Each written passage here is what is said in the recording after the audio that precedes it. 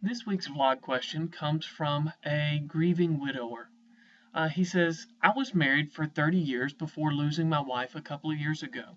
As a young person and throughout our marriage, I struggled with masturbation. Frankly, I can really see how it prevented me from enjoying sex with my wife as God intended. I want to honor God better than I have in any other season of my life. But in my loneliness, I'm prone to fantasize about my wife and masturbate. I know it would be wrong to fantasize about anyone else. Should I abstain from fantasizing about my wife? I am I am very sorry to hear about the loss of your spouse. In the loss of a spouse, one aspect that often gets neglected is the loss of a romantic partner. Those who experience this loss often feel like they're being selfish or crude if they bring up what they miss. They feel like they viewed their spouse only for sex instead of as a companion. But I don't think we have to view it that way. Now, the way that you raise your question, you raise the question as a moral issue. You ask, is it wrong? I think it would be more appropriate and more helpful if we frame this discussion in terms of a wisdom issue. Is it wise? As a quick aside, I think we're very prone to frame most, if not all, discussions of lust in moral issues, in moral tones. And your question is a good example, at least in my opinion, of where this can be distracting or even damaging from when we do that.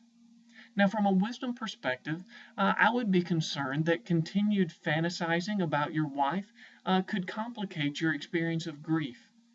Even if we conclude that fantasizing about your wife is morally okay, I do not think it would be good for you. In terms of the arousal that you experience, I believe it would be helpful for you to differentiate at least two types of arousal experiences. The first being the arousal of yearning, a craving rooted in loneliness that longs for the companionship that sex provides. And along with yearning, there is also the burning aspect of arousal, a craving rooted in the desire for the physical pleasure that sex provides. Now, it sounds like a big part for you of grieving well will be learning to satisfy that yearning aspect of arousal and potentially even calling it lust, that yearning experience in non sexual ways.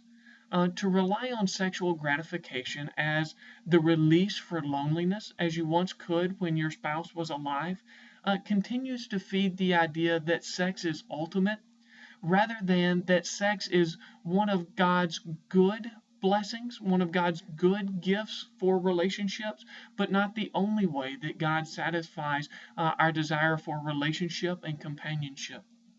Now, as for the burning experience of arousal, this sounds like an aspect of lust with which you've had a lifelong struggle to engage and to express self control. And I think in that regard, it would be appropriate to engage that as a moral concern.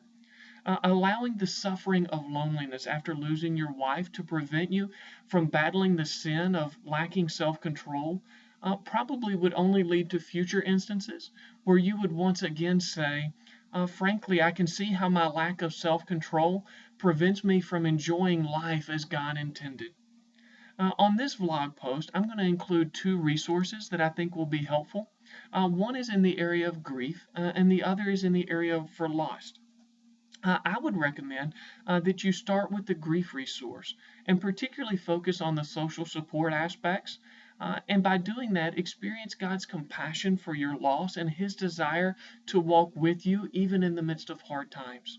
And then after you've gone through that, then to focus on the false love resource as a way to learn why self-control is hard for you in particular in the area of lust and learn how God wants to walk with you towards His freedom and joy in that arena.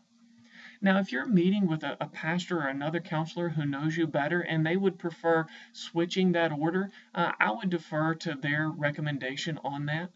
But I want to say thank you for your question, and I hope you found this discussion to be helpful.